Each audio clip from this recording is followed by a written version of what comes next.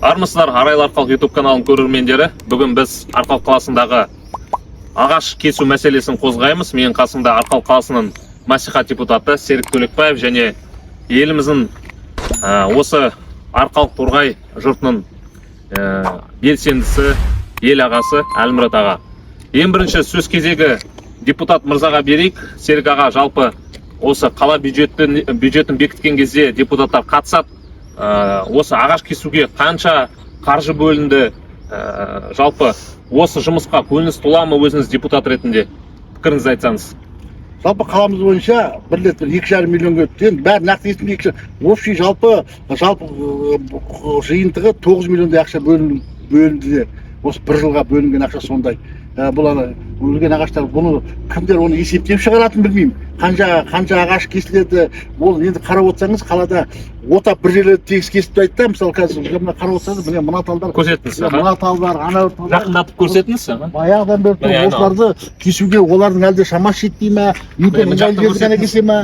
Көзі көрмейді шығар. Жоқ, көзі көретін шығар, ыңғайлы жер. Мысалы анау ыңғайлы сым болған, ыңғайлы жер болған, ондай аулақ, бірақ әйтеуір ақшаны игеріп кететін анық. Бұл ақша жөнінде осы ағаш, қураған ағаштар бізде қаламызда өте көп. Осыны бір арнап бағдарлама түсіріп қаланы арнап көрсеңіздер, қурап тұрған ағаш көп. Ал бірақ өсіп келе жатқан ағашты жаңағындай бір отап кесіп жатқандар бар, көріп жатқан шығарсыздар.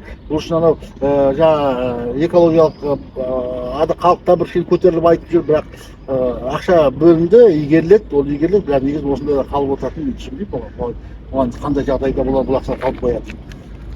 Өзіңіздің пікіріңіз, осы ағашты кесу мәселесі бүгін күнде өзекті ме Арқалық қаласында? Баяғыдан бар ма әлде бұл мәселе? Бұл енді шын айтайын, мінекей, мына енді осыны көресің, иә, адам көңілі құлады. Мына енді мынандай енді жасылды көресің де, одан кейін мына қурап тұрған нәрсені көргеннен кейін кәдімгідей неге осыны кеспеске?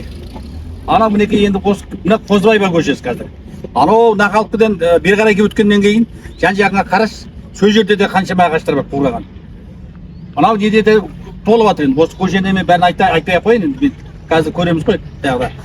Енді осыларды неге кеспейді? Енді мен анау бір жерді шын айтқандай ота бәде қиратып, әйдік ағаштарды көлеңке болып тұрған нәрсені тұқымы болып кетеді. Мына мұндай нәрселерді алу керек. Осыған алып жан төзбейтін нәрсе бұл деген. Бұл енді болса да осыған ақшасын 9 миллион ақша деген аз ақша емес, айналып кетейін деп. Енді осы халықтың мынандай ағаштарды құртындасай көзін. Осыны айтып кебі осы өте дұрыс көтеріліп отыр. Тағы деген мәселе, осы қоғам белсенді азаматтар болса, сендерді блогер азаматтарды қазір билік жау көріп болған. Біз негізінен халықтың да билікке жау емес, осындай мәселені көрсетіп жүрміз. Біз соны көмекші деп түсіну керек. Ал бірақ біздегі билік қазір бізді бірдеңе осы сын материалды көрсе, сені жау қылып соңынан жазалауға тырысады. Сені жазалауға тырысып, сенің жанұяңа, сенің бала-шағаңа кесірін тигізуге тырысады. Өйткені бұл кешегі Назарбаев жүйесінен қалған жүйе ғой. Сондықтан да ол қазір қоғам өзгеріс алдында болады ертең. Одан да мықты жастар шығып келе жатыр. Қарап жатыр, белсенді азаматтар көп. Бірақ одан жау санамау керек. Осы шынымен оны қазір барып көзін шұқып айта алмайды. Сіздің каналыңыз арқылы көрсетіп жүрміз, осыдан қорытынды шықпайды. Өйткені бұның ақша, бұның қазір осыған қайтадан тағы да 3-4 миллион ақша бөлсе таңғалмаймын мен. Бізде ақша көп, әр нәрсеге ақша бөле беремін. Осыда мәселе үлкен мәселе. Жалпы бұл қураған ағаш мәселесі өте өзекті, себебі адам денсаулығына, адам өміріне қауіпті, мүлікке де өте қауіпті. Осы жақында Қостанай қаласында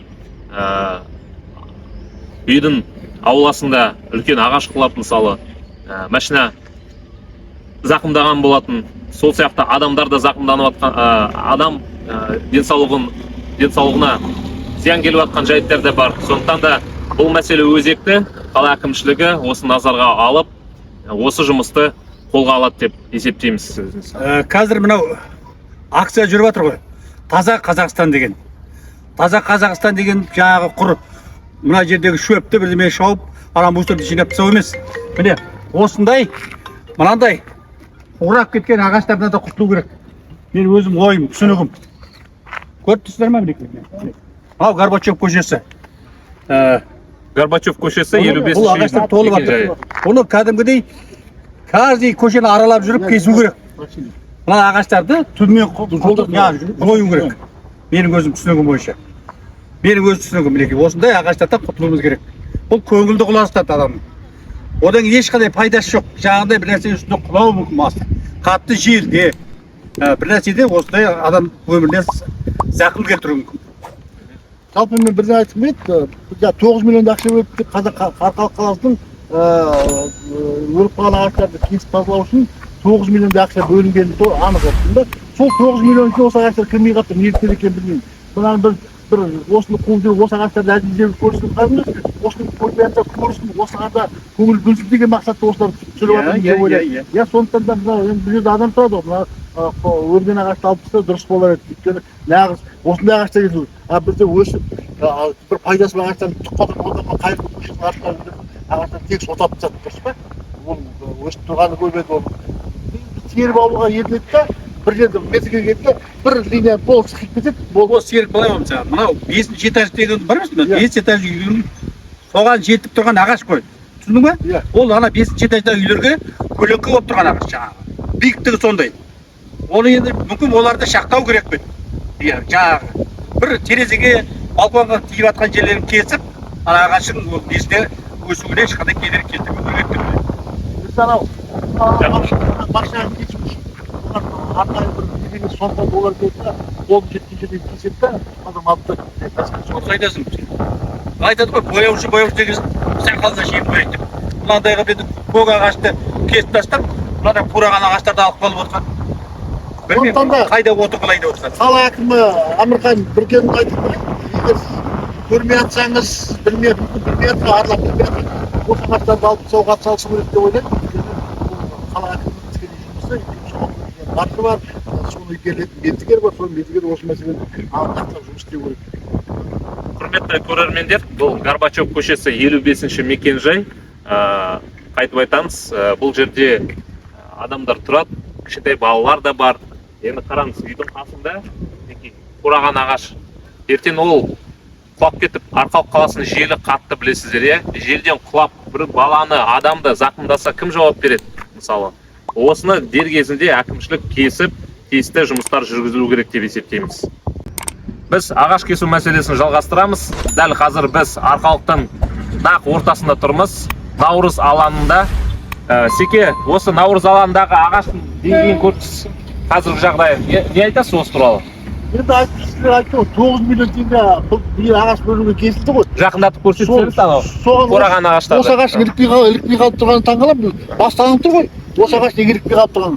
Мүмкін бұған жеке бір ақша ілікіп қалып тұрар, мүмкін 9 миллион ақша бөлінді, бірақ осындай дәл Наурыз алаңда бір ағаштар ілікпей қалып тұр. Өлген ағаш тіпті бір не болса, мына бәрін кесіпсе, алаң кесіп тауып қиын болғаннан кейін кеспейді, түбірен кесіп қалата салады.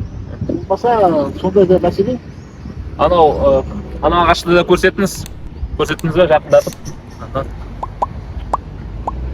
Аға, не айтасыз? Мен енді сол жаңа Серік айтқанына қосыламын, шын айтқанда. Шындық енді түйені көрмес, түйені де көрмес деп. Мынаны көрмеген енді ұят енді бәріміз. Жаңағы айтып отырмыз ғой, осы қаланың ақырында аралап шықсаң мінекей.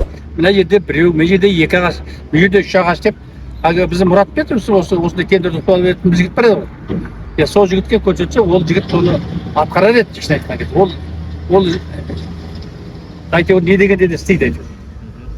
Енді құрметті Арқалық қаласының әкімдігі осы мәселелерді көріп, тиісті шараларды қолданасыз деп ойлаймыз. Арқалық гүлдене берсін.